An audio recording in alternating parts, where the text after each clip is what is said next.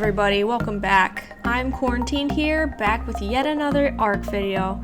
I hope you enjoyed my last video about paleontology facts that ARK got wrong, which was a new style of video for me, but I'm back again today with another ARK Dinosaur review. Without further ado, let's just talk about these dinosaurs. The first creature we'll talk about today isn't even a dinosaur, it's the woolly mammoth. We all know what a mammoth is. It's basically a giant elephant that's covered in fur. ARK's mammoth is a bit different than the woolly mammoth that existed in real life.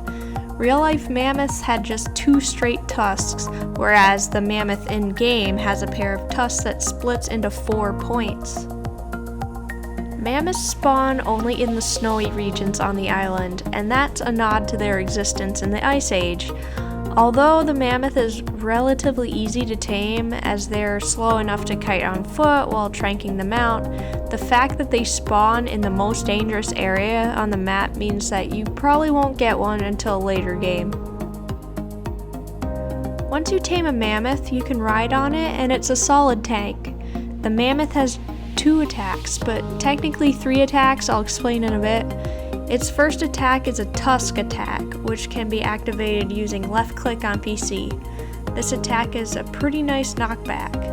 The mammoth's next attack is a stomp attack, which you can perform by right clicking. This attack does more damage than the tusk attack, but it lacks the knockback. When swimming, however, the mammoth has a slightly different attack when you left click. It just swings its tusks forward once rather than twice as it does on land. This still does the same amount of damage and has the same stamina cost. I just thought I'd mention it. All in all, it's a decent attacker and can tank some hits.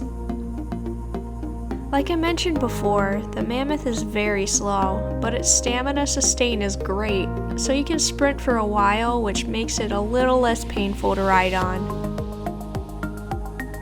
The main advantage to having a mammoth is its harvesting skills. Both its stomp attack and tusk attack are very good at harvesting berries, and it's one of the top harvesters of wood and rare mushrooms in the entire game. In addition to that, the mammoth reduces the weight of wood in its inventory by 75%. So a stack of wood to the mammoth is 12.5 units of weight. I'm not actually sure what metric they use in ARK, but instead of 50, the weight stat on the mammoth can get very high, meaning that it can carry a lot of wood. So do I think it's worth the effort of taming a mammoth? Maybe. Truth be told, they're not that hard to tame at all, so they're easy experience, but I also feel like by the time you're ready to go into the cold biome where they spawn, you won't have much of a need for one. By that time, you would have likely been able to encounter and tame a beaver or a therizinosaur, which are great for gathering wood as well. Also, by the time you're prepared to enter the cold zone, you'll probably have upgraded at least to building with stone, so you won't have a use for all the wood that the mammoth is able to harvest for you. All in all, I think the mammoth is nice to have, but by no means essential to your game. The next dinosaur I have on my list is the one and only Diplodocus. The Diplodocus is a huge sauropod that spawns pretty much all over the island, although it is a somewhat rare spawn. The ARK Diplodocus is unique for a couple reasons. The first being that it cannot attack. It is physically unable to do any damage. As a side note, check out my last video to find out why I think this is a huge disservice to the Diplodocus.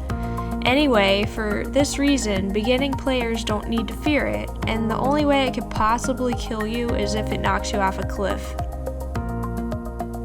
Another reason this dinosaur is unique is that it is both a knockout tame and a passive tame, meaning that you can trank it out and tame it, or you can follow it around and feed it until it loves you. Neither are particularly difficult to do for this dinosaur, as it doesn't attack or flee from you. Once you tame the Diplodocus, you can equip it with a saddle. It is surprisingly fast for a large dinosaur, and it's able to gallop around all kinds of terrain. It can even knock over trees in its path, so it's a good dinosaur to have if you need to get somewhere fast. The Diplodocus has one attack, a headbutt you activate by left-clicking on PC. As I mentioned before, this attack does no damage, but it does knock back foes a decent distance. Interestingly, doing this does not aggro many smaller dinosaurs. I guess you could temporarily get rid of enemies by knocking them off cliffs with this attack. I could also see some use in clearing dinosaurs out of your base that you don't want to be there. The Diplodocus is a good harvester, and its attack can harvest berries and thatch, with the added bonus of not aggravating any nearby creatures that it might touch. Its weight stat can get crazy good, so the Diplodocus can also be used as a pack mule. I think this dinosaur would be best utilized on a multiplayer server because its saddle can seat up to 11 players. That's 1 driver and 10 passengers. The Diplodocus can be used as a bus to get everybody to a new area together, or as a tank in battle while all passengers shoot off its back at a target. The Diplodocus can rack up a really nice health pool as well, so its use as a tank should not be overlooked. Do I think having a Diplodocus is worth the effort of taming it? On multiplayer, yes, its potential use as a bus or a tank is too cool, but on single player, probably not. There are better transport dinosaurs, better pack mules, and so on, and I find myself almost never using my Diplodocus on my single player world. I think you have nothing to lose by taming one, but not too much to gain either.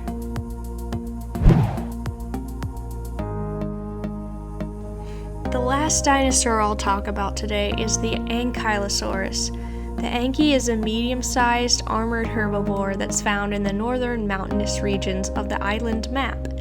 The most remarkable thing about the Anky's appearance is its spiky armor and massive club tail. ARK's portrayal of this dinosaur is a bit different to how it appeared in real life. Real specimens discovered had far less spikes on their armor and a smoother, rounder club tail.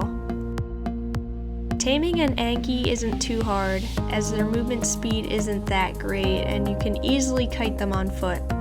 Contrary to what you might think, this dinosaur doesn't have a headshot multiplier, so shooting it with tranks anywhere on its body will work.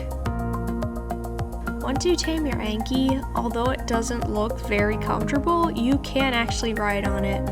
Like I said before, it is a very slow mount, but it has a huge amount of health to tank with, and its attacks pack a punch.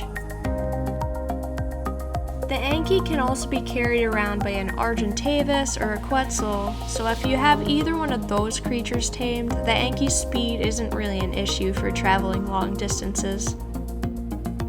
The Anky has 2 attacks, a tail attack that can be activated using left click on PC, and a bite attack that can be activated by using right click. The tail attack has a decent range and knockback. The Anky can harvest things like berries, thatch, stone, flint, and wood, but it is incredibly useful for its ability to harvest rare flowers, rare mushrooms, crystal, and of course metal. Metal is one of the most useful materials in the game, and the Anky is the #1 harvester of it. The Anky even reduces the weight of metal in its inventory by 75%, so a stack of metal that normally weighs 200 only weighs 50 on the Anky. The ability to transport so much metal at one time is invaluable. So, do I think having an Ankylosaurus is worth the effort of taming it? Absolutely yes.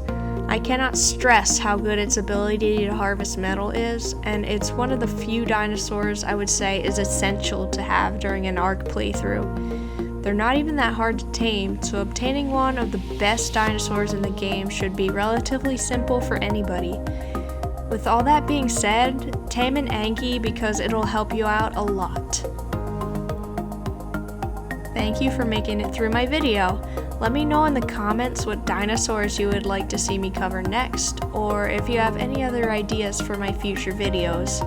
Make sure to subscribe for more future ARK content, and I'll hopefully have content from other games coming soon. So thanks again for watching, and I'll catch you here next time.